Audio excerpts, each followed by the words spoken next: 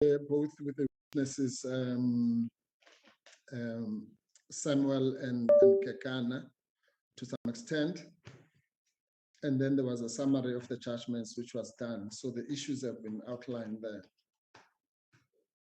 The third important judgment is the judgment that we call CR17/Busasa. That is, we have not yet really gone into that particular judgment or that series of judgments. And it also has to do with the subpoena to President Ramaphosa that I mentioned earlier, which I've addressed the committee on previously. So I also don't want to dwell much into that.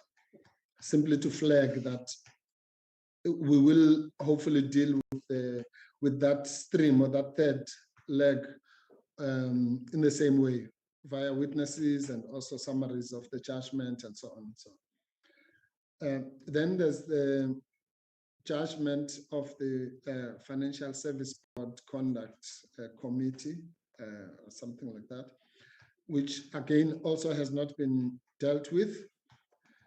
And then there are other judgments, let's call them that, and that includes the Pillay Godan stroke rogue unit stream of judgments, which we have dealt with via the witnesses Van Lochenberg and Pillay so far. Some of those witnesses are going to come back and we will deal with them and finalize that stream. Again, you have been given the judgment summaries and obviously we will call evidence in respect of that. So that's the broad landscape, and the format seems to be that we go through the judgments, analyze them, and then have witnesses on both sides, you know, promoting whatever the narrative and counter narrative, so to speak, or the issues that we want to highlight, that both the evidence leaders and ourselves might want to highlight. Maybe to call it narrative and counter narrative might be to overstate the issue. Right. Now, against that background, that then covers the entire, of course, there's the issue, the so-called HR issues, the alleged harassment, victimization, and intimidation of witnesses, which is a unique type of issue that doesn't really depend on the judgments. So we can flag that as a separate issue. But then that covers the entire motion, so to speak, whether on the wide angle that is preferred by the committee or the narrower angle that is preferred by us, which is based on the independent panel report. Now, coming back then to this leg of the inquiry, which we are busy with now, which is the CX matter. It's important for me just to focus the attention of the committee on what, at least from our point of view, with regard to the main issues around that report. The first one is the allegation, which is contained and summarized in the report as well, broadly speaking, that the public protector widened the scope of the investigation, and a whole lot of things fall under that, and I'll deal with them, some of them with this witness now, but I just want to flag it as a heading or a topic here. The second one, which is also isolated properly by the independent panel, is that the remedial action that the public protector issued differs substantially from that which Advocate Madonsela issued. Again, there are many sub-issues that fall under that. The third, which is quite important, is this issue of the judgments, and that's really where what I wanted to put in perspective. Because that some of it might come via the witness, some of it not. You will recall, for example, that we canvassed some of the issues in the judgments with witness Kekana, and I think to some extent with witness Samuel. And there are two types of issues that we want to flag in respect of the judgments. According to the independent panel, the focus is on the Constitutional Court judgment, and that makes sense because the other judgments were just building up towards that judgment, and that's the one that is allegedly binding and all that. I don't want to enter that debate again for now, for present purposes. But what we want to flag out, and which will also assist in focusing our questioning and hopefully the questioning of the members, is the following. And it's a bit of a concern for us, because when these judgments are being summarized, quote unquote, by the evidence leaders, for the second time now, if not the third time, there is a focus only on the majority judgment of the Constitutional Court. And we want to disabuse the process of that notion. Of course, a majority judgment is a majority judgment, and lawyers know what the implications thereof are. But against the background of what this exercise is supposed to be about, this entire inquiry, which is effectively to revisit some of those issues. Otherwise, as we have said many times, there would be no point in having this inquiry. We could simply all just read the judgments and then pass our verdict, so to speak. In our view, the purpose of having this process is exactly to relook into those issues because of the warning that was given by the independent panel report, which is that those judgments would have been given in a different context of review proceedings, as opposed to the current, shall we call it, disciplinary process for misconduct and or incompetence. Now, the importance of the fact that, particularly as far as the CX matter is concerned, there was quite a strong dissenting judgment, which was issued by Justice Mkhwebane, CJ, and Justice Goliath. And one might say an equally strong majority judgment issued by Mkhwebane J and Teron J. And we simply want to, at this early stage, to highlight that at the end, when we are arguing the matter and both in writing and otherwise summarizing, our approach is going to be that the judgment and particular aspects of the judgments of the minority should be preferred for various reasons, which we will canvass with the witnesses and also in argument. And again, I don't want to go into the legalities of the issue. Some will say, no, you must ignore the minority judgment. Others might say, as if this was a court, no, it's only the majority judgment that should be looked at. We'll have all those niceties and all those arguments at the right time. We know that the evidence leaders hold the view that the judgments should just be or a binding, quote unquote, whatever that means in the context of an inquiry. And we have expressed our view as to that question, both at the beginning and in the cross-examination of Mr. Pillay, for example.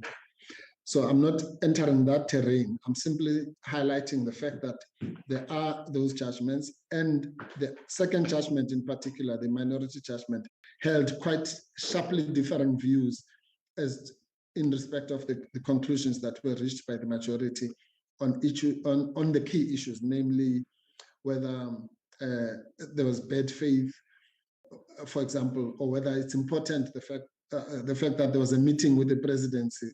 Is it something of significance or of no significance? And Chair, if you allow me, then the last thing I'm going to do, I promise, in respect of that, of putting that perspective, is just to illustrate the point. I will read out some of the passages in the Mkhwebane CJ judgment in CX, because that will also feature in my questioning. May I do that, Chair? Yes, proceed, but you're just going low on your volume. Let me do the magic trick. How is that now, Chair? Okay, that's fine. Go ahead. That better. Thank you. Thank you. Thank you very much, Chairperson. Right.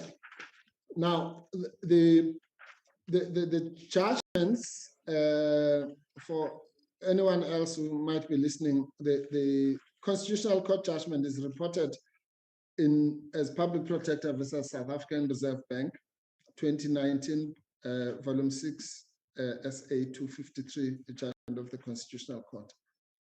There are, as I've already mentioned, two separate judgments. The one that I'm going to be dealing with now, well, the evidence leaders have dealt with the majority judgment, and the one that I'm going to talk about is the minority judgment of Mkhwebane CJ and Goliath AJ. And I'd like, again, for members of the committee, when they read this, it's not a very long judgment, so I'm sure, well, that's a relative thing for lawyers and non-lawyers. But the passages that I would recommend for anyone who doesn't want to read the whole thing in respect of the minority judgment would be from roundabout paragraph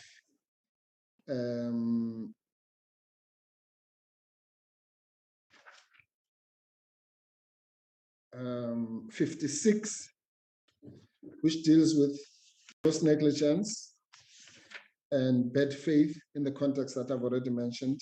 And then from bad faith is paragraph 71 up to 89.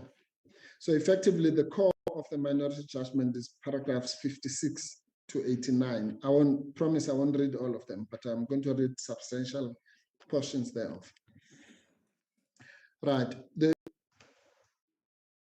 And the background to this is the basis upon which the Constitutional Court would have found that there was bad faith and gross negligence and so on, which then leads to the motion that the public protector must be impeached for those reasons. Right. I'll start at paragraph 57, where the Chief Justice said the following. The Reserve Bank says that it would have explained why the proposed constitutional amendment should not have formed part of the remedial action and why an investigation by the Special Investigating Unit should not be ordered. So the contention is that there was no disclosure of meetings when this was reasonably expected to be done, and there was no further consultation with the banks before the final remedial action was taken. This, the Reserve Bank says, denied it the opportunity to make representations that could possibly have averted a remedial action that could lead to an investigation by the SIU and the constitutional amendment by Parliament. Remember, the then Public Protector, Ms. Thulisile Madonsela, had already expressed a preference for an investigation in her provisional report, namely a Judicial Commission of Inquiry. And her successor, Ms. Mkhwebane, says that after her meeting with the presidency, incorrectly referred to as having been part of what occurred on 25 April 2017 in her answering affidavit, she realized that the commission route might be problematic since its legality was already a subject of a matter of litigation in relation to another public protector's report, hence has switched to the SIU approach. Just to pause there, the other report referred to, everyone will know, is about the state capture report that the witness mentioned. There was litigation at that stage as to whether it was competent for the public protector to issue remedial action, which calls for a commission of inquiry. So that was the reason why she was exploring the alternatives. Next paragraph. Besides, something needs to be put into proper perspective here. In her answering affidavit, the public protector alludes to what is in effect the meeting of 7 June 2017, or both April 2017 and June 2017, as the meeting of 25 April 2017. All things put together, part of what she attributes to the meeting of April actually relates to that of 7 June, as her notes of the latter meeting show. What matters is the content of the discussions and the acknowledgement that the meeting had a role to play in the final determination of the remedial action taken. It cannot therefore be a consequence of a correct and fair assessment of the public protector's version to conclude that she only disclosed the meeting of April 2017, but concealed or was totally secretive about the fact of the one of June 2017 taking place. Doing so could reasonably be misunderstood as being symptomatic of a desperation to find fault. Now, let me pause there again. What the judges were saying is that I think Advocate Bauer mentioned this so-called secretive meeting this morning when she was summarizing, was that it didn't make sense why it would be of any significance. And it was referred to as a desperation to find fault. Then the next paragraph says, so what was gross about her negligence, extremely opprobrious, clearly or indubitably vexatious or reprehensible, but the conduct in relation to A, her interactions with the presidency and the state security agency, 2, her treatment of the transcript of minutes, and 3, not affording the banks the opportunity to be heard for the second time after the provisional report was released to interested parties. What harm, actual or potential, was to flow from the public protector's conduct that would explain the, quote, grossness of the negligent conduct? Put differently, whether the reference to the SIU investigation, reprehensible as the public protector's conduct might be or is, what damage did she occasion or could she cause by ordering a different kind of investigation from the one already proposed in the provisional report of Advocate Madonsela? That's my addition.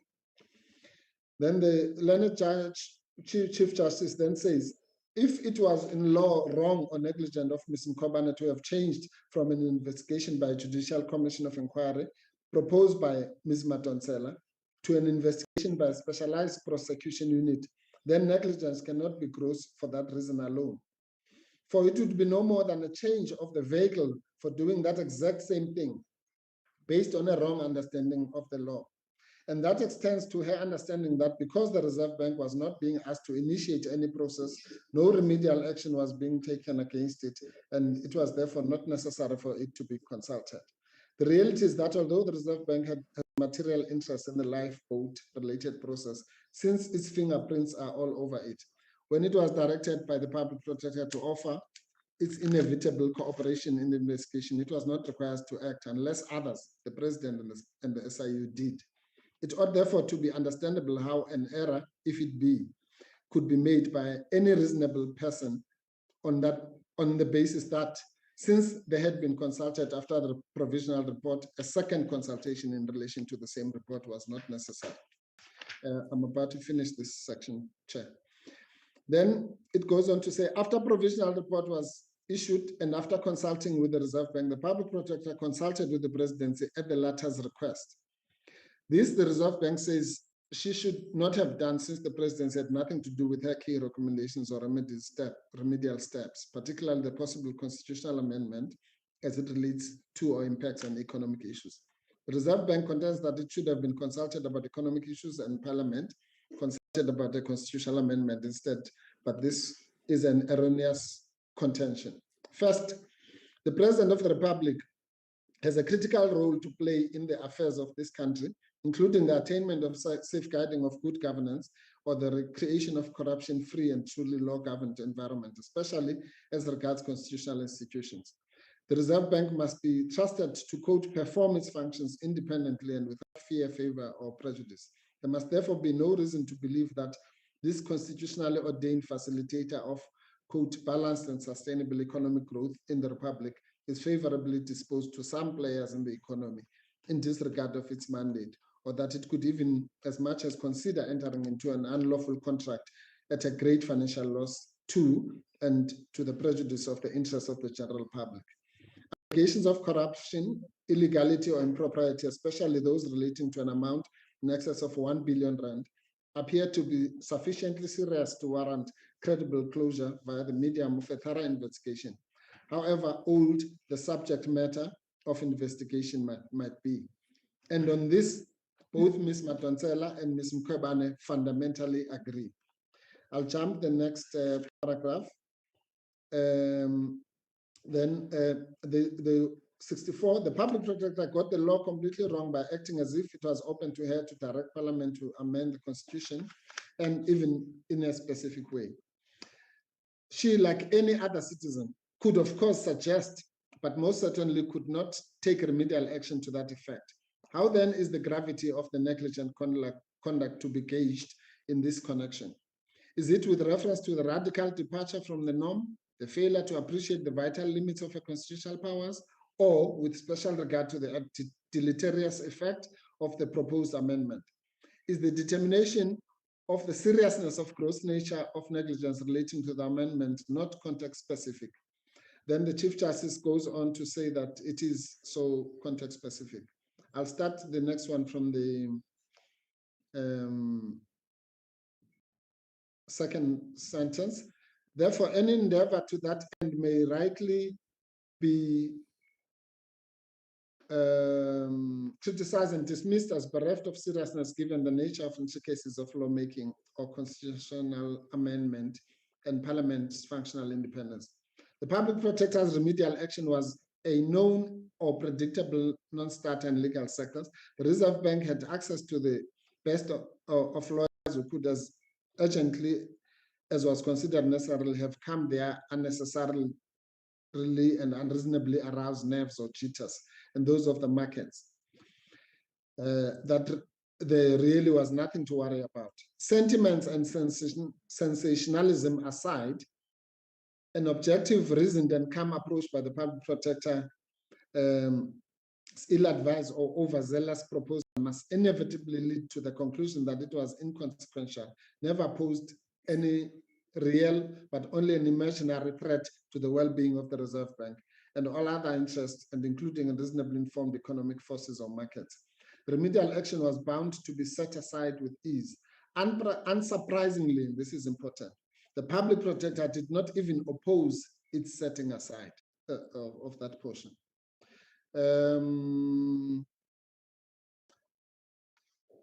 Then there's a discussion on the issue of the vulnerability. As for the meeting, I'm jumping to 67. As for the meeting with the State Security Agency and discussing the Reserve Bank's vulnerability, it must not be forgotten that it was the State Security Agency that virtually initiated the investigation. That's a point I made to Mr. Kekana. To recover whatever the Reserve Bank had given away illegally, that culminated in the CX report. A meeting with them was most appropriate, and we must be loath readily to infer cynicism from that meeting. Once being held, anything including the bank's vulnerability could legitimately be discussed. It is astounding that knowing this, the High Court still went on to conclude that, quote, head discussion pertaining to the Reserve Bank cannot be justified in any manner. It is a factual misdirection. And so is the finding that she was overly secretive about their meeting. How can a secretive person go so far as to waive the classification of the record of her discussion with the same State Security Agency of her own volition? Besides, the discussion of the Reserve Bank's vulnerability is not one of the reasons relied on by the High Court to make the unprecedented order that it made. It thus ill behoves any court to augment the deficient reasoning of the High Court with the vulnerability issue. Then it goes on about the transcript of the minutes, and that's Mr. Kekana's minutes that we've already spoken about. Then the last paragraph 69 says, it bears emphasis that she was under no legal obligation to record and transcribe her meetings with the president, the state security agency, or even the banks. And it is inappropriate to use her departure from her own practice and her failure to explain it as one of the grounds for awarding exceptionally high personal costs against her. For it does appear that a lot is being deduced from the record and conduct of the public protector that is not borne out by the facts and the law. What cannot be denied is that in her somewhat incongruous handling of some of the issues relating to the investigation and reporting, the public protector ultimately disclosed all that is foundational to the possibly alleged grossness of her negligence and her non-disclosure relied on by the Reserve Bank. Apart from the High Court's failure to rely on gross negligence and explain how it was proven, the facts do not bear it out. Then the next section is the one that deals with bad faith, Chair. I'm not going to read it. I'll just pick out one or two issues.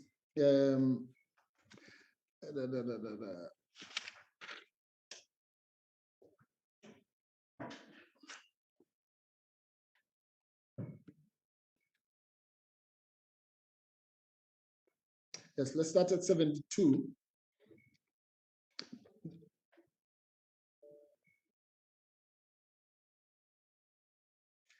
The correct approach to determining the existence of bad faith is therefore one that recognizes that bad faith exists only when the office bearer acted with specific intent to deceive, harm, or prejudice another person, or by proof of serious or gross recklessness that reveals a breakdown of the orderly exercise of authority so fundamental that absence of good faith can be reasonably inferred from bad faith presumed.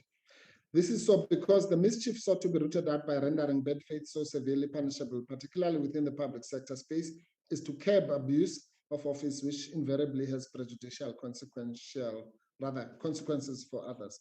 Abuse of office undermines the efficacy of state machinery and denies justice and fairness to all people and instructions. For a person who acts in bad faith is one who hopes to get away with a surreptitious connivance to harm the unsuspecting other.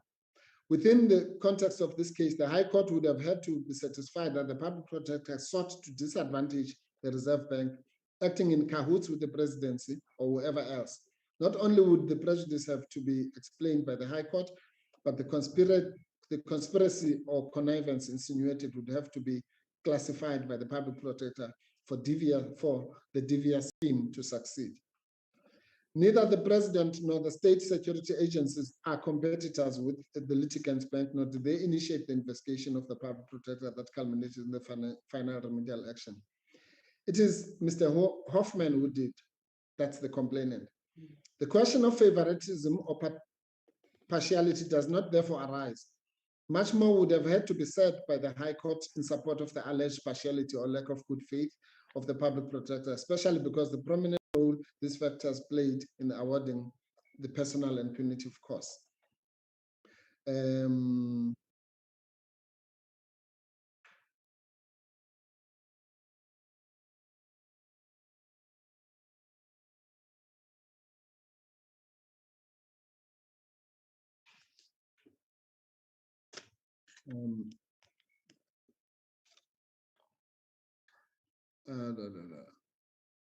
Yes, then I'll jump to 76. Turning to a somewhat different subject, the president would have a role to play in the reopening of the investigation into the lifeboat saga by the SIU. Partiality or bad faith cannot therefore flow or be reasonably inferred from the fact that the president was consulted about this matter. The presidency has a material interest in matters concerning the possible disregard for the law or impropriety of a very important constitutional institution like the Reserve Bank and deserved to be consulted. Nothing sinister or anything that smacks of lack of impartiality or independence ought to flow so effortlessly from the meeting. And the Dr. Tshepo Mokoka issue calls for attention as it relates to or seems to undergird the thinly articulated bad faith requirement. On this one, just to save time, Chair, I'll summarize what is stated from paragraph 78 to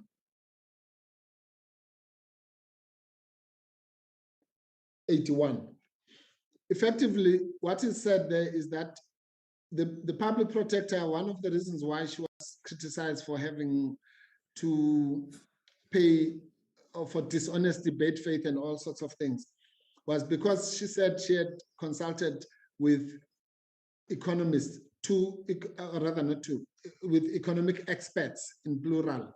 And it was agreed by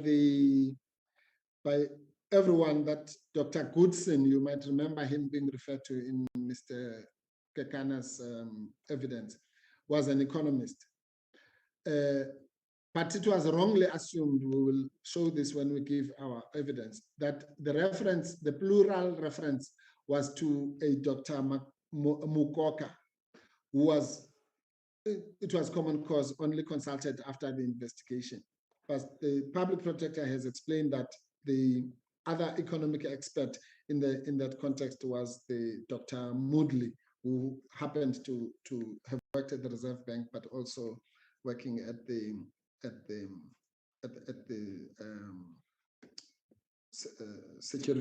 state security agency. So that's what's discussed in the paragraphs that I'm jumping. And then I go to paragraph 82, which is what those judges then concluded around that issue. They say a deceitful or dishonest functionary would not herself have exposed, quote, her lie or allowed anybody acting on her behalf to do so, especially to those she knew would or clearly determined to use it against her. This explains why the minister did not disclose anything about the work streams. A commonsensical approach to real life issues militates against the adverse inference or conclusion sought to be drawn or reached. This is not a case of being caught or found out. The public protector laid it bare herself. A dishonest conspirator, as the public protector is made out to be, would in all probability have shredded or concealed the documentation. Not even a Rule 53 application has the necessary force to compel a fraudster to discover what she is intent on concealing in order to deceive successfully. Interestingly, for her to know which documents to disclose, logic dictates that she would have had to read her handwritten notes that expose the plot, unquote, or deception by revealing information about the 7 June 27 meeting. The notion that she was being partial or acted in bad faith and that it is only reasonable inference to be drawn from her failure to disclose this information and not consult with the banks lacks substance. And it must be emphasized that the conclusion that she was dishonest or deceitful is belied by her declassification of notes of her meeting with the State Security Agency, her somewhat belated disclosure of all the other information, including the dates of the meetings, her contemporaneous notes of what was discussed and the effect of the meeting with the presidency on the choice of the vehicle of the investigation.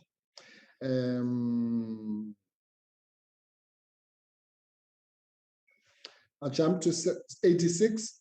In sum, the basis for the presumably alleged partial or bad faith are just too thin and unexplained.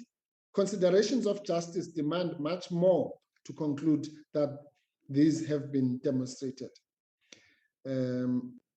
Besides, there is much to be said for the public protector's contention that just as partiality or apprehension of bias in relation to judicial officers is not highly inferred, so should it be with the public protector. That stems from the presumption of impartiality in their favor, which has more to do with the weight of the constitutional obligation imposed on them to act without fear, favor, or prejudice The presumption applies subject to appropriate adjustments to the public protector, who is similarly required to act in terms of that constitutional injunction. No wonder even a High Court judge may be appointed to the position of public protector.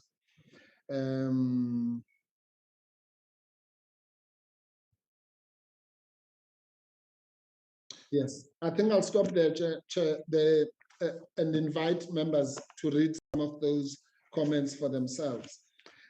But that is the perspective that we have been finding to be missing in the multiple summary of the judgments by the evidence leaders. And I'm sure it was not, maybe it was honestly based on the notion that the minority judgment does not count, but it does, because that's exactly what we're going to be arguing in the end, that the analysis that was the very lucid analysis of the Chief Justice is what should be preferred. We have already demonstrated, for example, on the vulnerability issue that the public protector was being unfairly targeted for something that Mr. Kekana has suggested was his own notes to himself. And we've also demonstrated the issue of the so-called economists, and we will continue doing those, and we intend to do that also via this witness, Chairperson, with your permission. Can I therefore then start with the witness? Yes, just before you do that, I recognize Advocate Bauer. Can I just make one correction? I was not dealing with the majority judgment of the Constitutional Court this morning, ignoring the minority. I had said quite clearly I was only dealing with the full bench, and I would come to the Constitutional Court judgments again.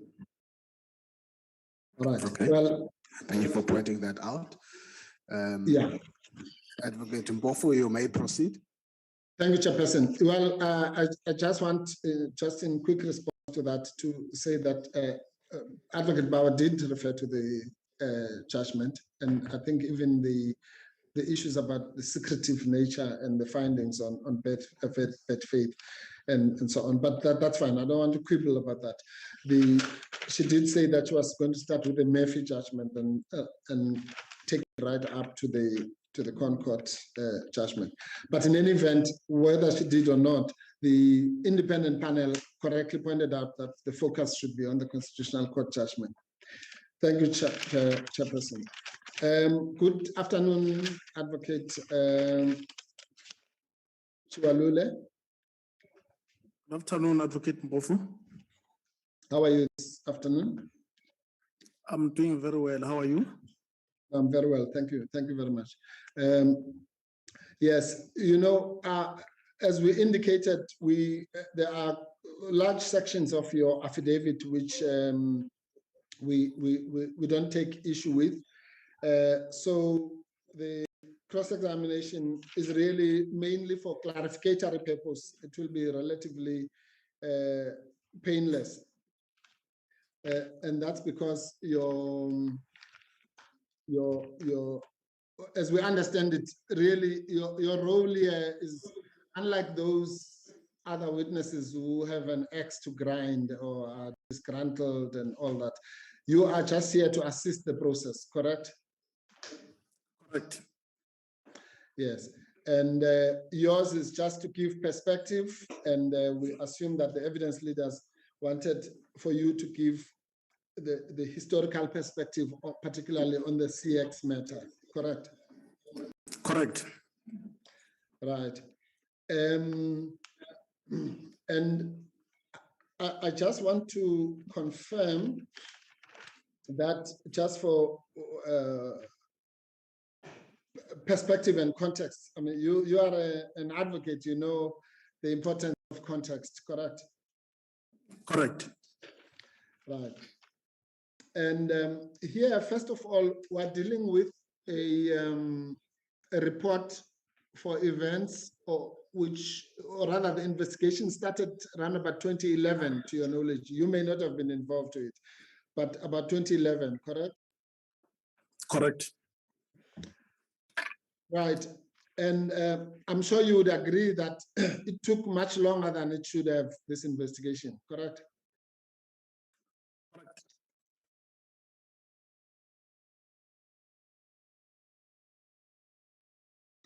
Sorry, Mr. Tshiwalule.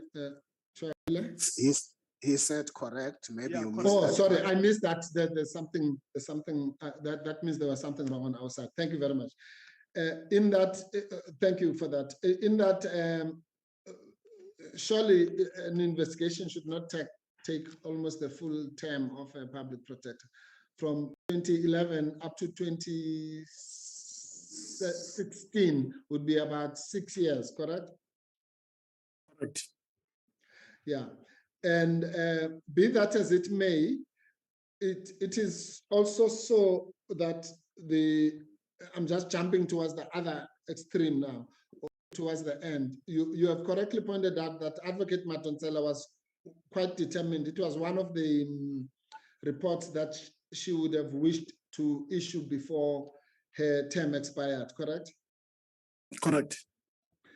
But as these things happen, that last rush that you and her participated in did not result in the issuance, in the finalization of the report, correct? Correct. And that, just to digress a little bit, there were, let's say, three, at least to my knowledge, and you might correct me if I'm wrong, three big investigations which she had hoped to finalize before she leaves, but somehow failed to do so. One of them was the CX report, as we have just confirmed. The other one was the report, and then, of course, the well-known state capture report, correct? Correct.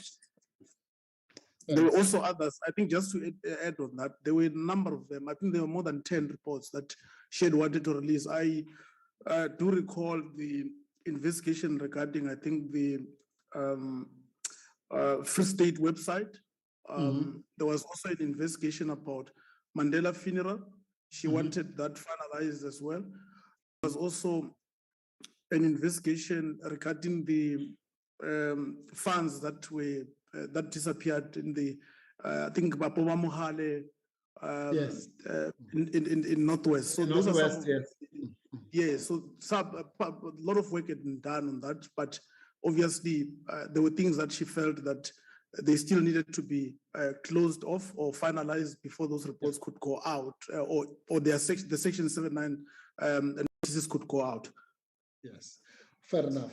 So what I call these three big reports were, you are simply saying that they were part of a bigger pool of reports that she would have, all things being equal, she would have wanted to finalize before her departure, correct? Correct. Right. Now, one of the disturbing features about coming back now to the CX report is the fact that you remember there's one of the things that Advocate Mkhwebane is criticized for is her alleged failure to adhere to the 5-day promise which was made to the Reserve Bank that they would be given prior notice of the final report, something like that. You remember that? You're referring to the 10 days. I think it's 10 days in a meeting that I was not part of. I do recall that Advocate, a counsel for, I think, Reserve Bank wrote to the PP inquiring about that, there was a promise that they will be given a report and they'll be given 10 days within which they will then comment on the provisional report before it was released. That's all I can remember in as far as that is concerned. Yes, actually, it was both a 10-day and a 5-day promise alleged. 10 days, I think you're right, before it should be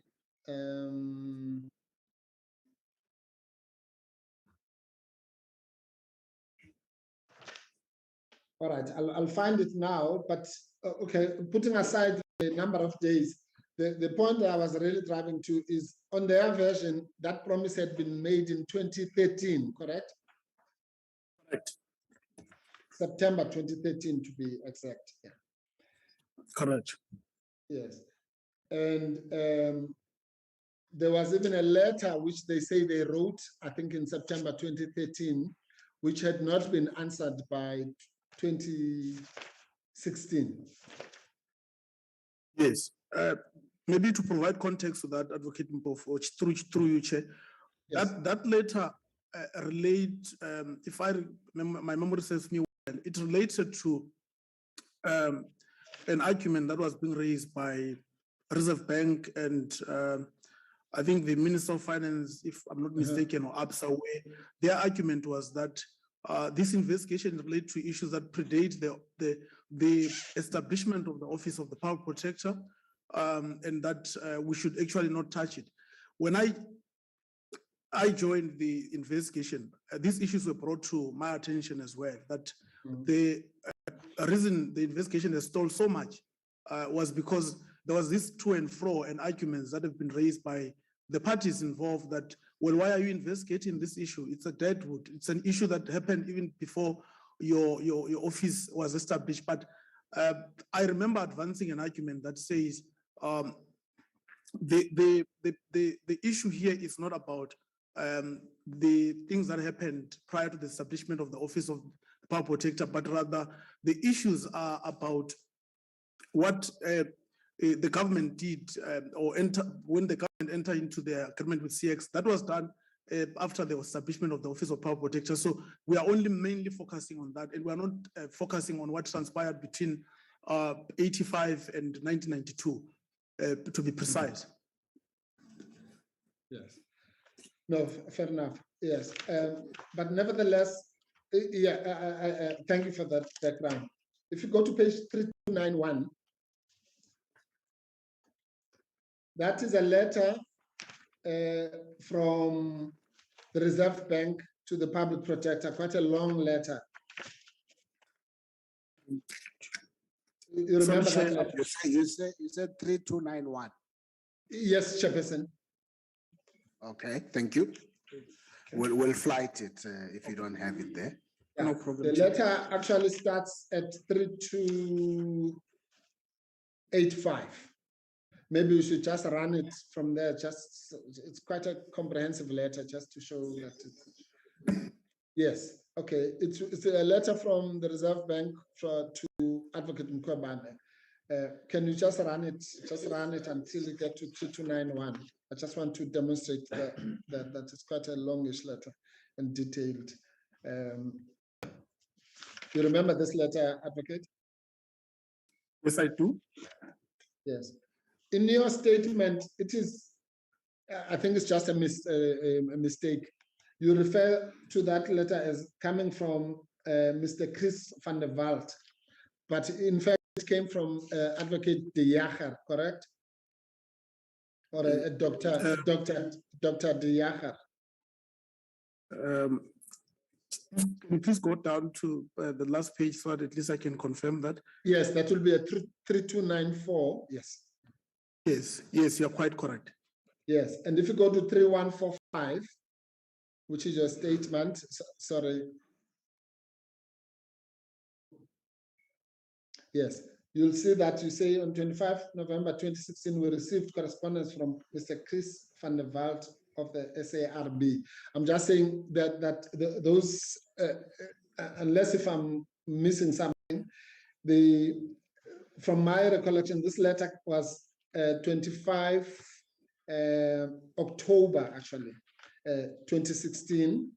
And also it came from Dr. De Jager, not Mr. van der Walt. That's not important. I'm just simply saying, just making sure that we're dealing with the same letter. Am I right? Correct. Thank you. Okay. All right. Subject to those minor corrections, for the record, Chair, the letter therefore was actually 25 October 2016, and came from Mr. De Jager. So the necessary changes would have to be made to paragraph 22 of the witness statement. But as I say, nothing much turns onto that. All right. now, now we can then go to paragraph 3291, which is where I was leading to.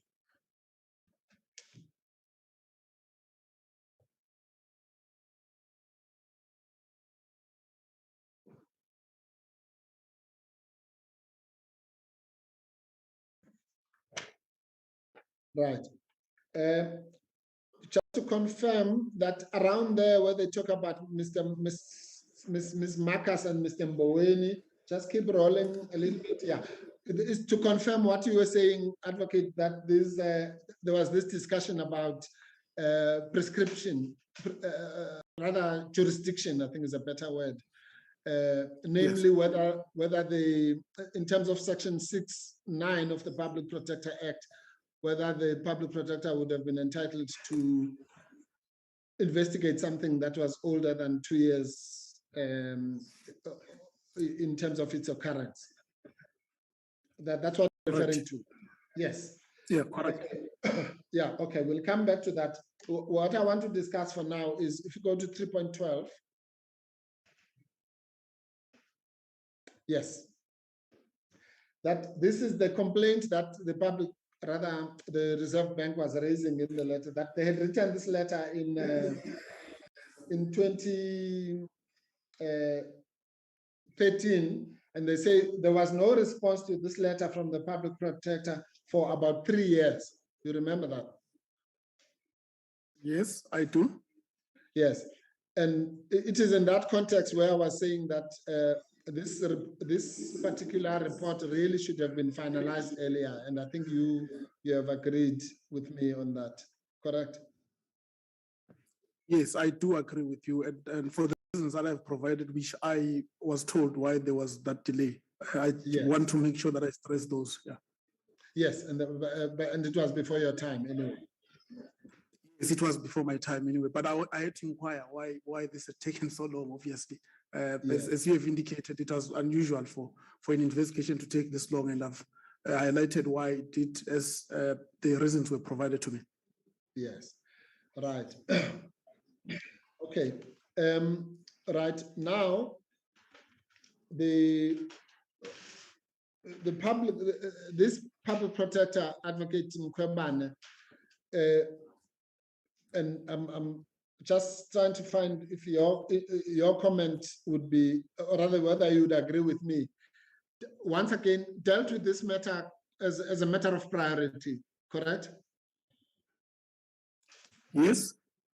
Yes, and she dealt with it with the due efficiency that it required, in that, for example,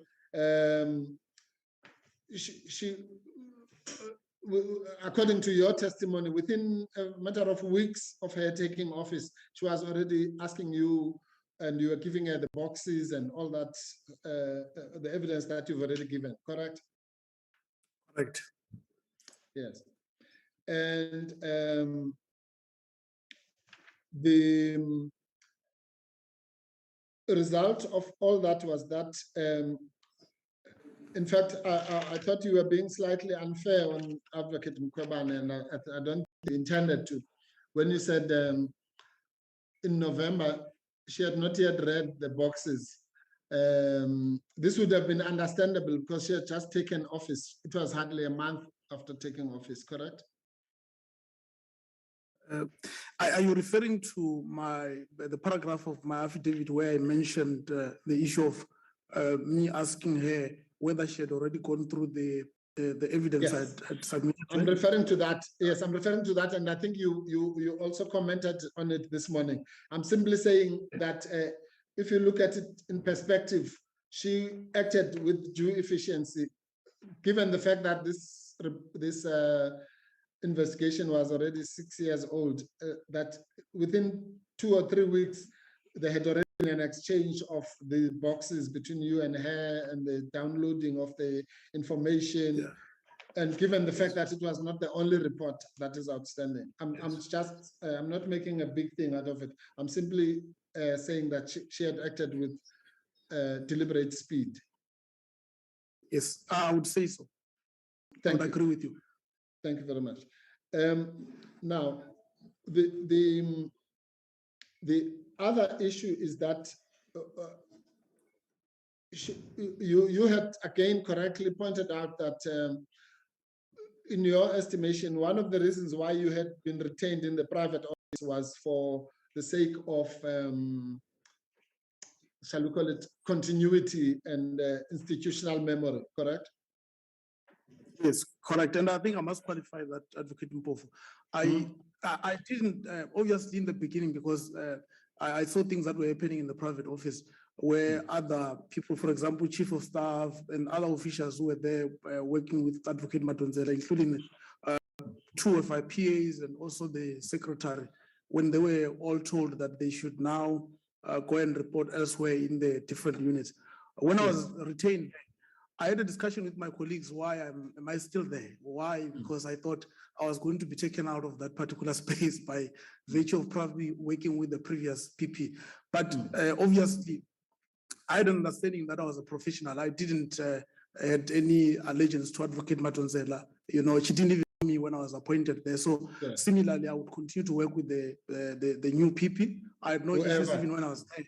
Yeah, so that was the issue. So, but obviously I was concerned that not only are officials who were working with me, all of them out of that space, and there are new people that I now have to work with. So that was just an issue that I noted as well. Yes, no, fine. No, that's, I don't think there's much to be said about that. Have you worked in government before? Yes, I have. Yes. So which department? I worked at IDT, Independent Development Trust. Oh, okay, not in an actual department, in an agent. Yeah, no, I was going, but yeah, just knowing, working in that space, you would know that, for example, this is for what is known as the private office of a minister. Normally, when there's a change of minister, those people either go with that minister or the new minister brings their own private staff. But in the DG's office, for example, there'd be permanent continuity. You are familiar with that? Yes, I am. Yes, thank you. All right. Now, given so you at least you found alternative employment of your own volition, correct? Correct. You were not purged or anything like that. You just found another job. Yeah, no, I was not purged. I found another job and I felt that I had already done my part. There were several engagements I had with Advocate Mkhwebane because I sent her my letter of appointment and she congratulated me for that. And obviously she was concerned that I'll be leaving some work that I had not yet finalized. And following that, there were just engagements that are normal where people say we could try and counter your offer or whatever, but didn't get to anything that I can obviously say. There was, yeah. Okay. No, thank you very much. No, in fact, that is the evidence that Advocate Mkhwebane was going to give that, but thanks for confirming that far from purging you, she was actually trying to retain you if she could, but obviously your other offer, we won't ask you how good that other offer was. But it was, no, they couldn't afford me. Let's put it that way. They couldn't afford me, so that's why I left it. Yes, yeah. No, that's fine. Yeah, thank you.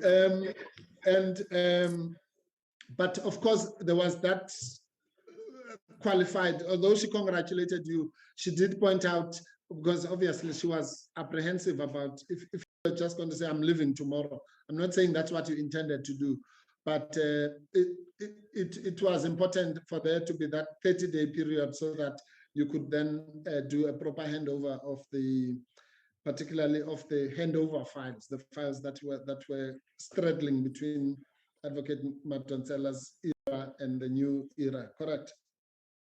Correct. Right. Okay, now, then comes this issue maybe Advocate Mpofu, yes, maybe Chair. on that point, if we can ask you to pause. Yes, Chair. We'll take a lunch break and be back at 2. Yeah, thank you, Chair. That's convenient. I was going to start a new topic. Thank you. Anyway. Yeah, thank you. Thank you very much. We pause, break for lunch, Recording back at 2. stopped.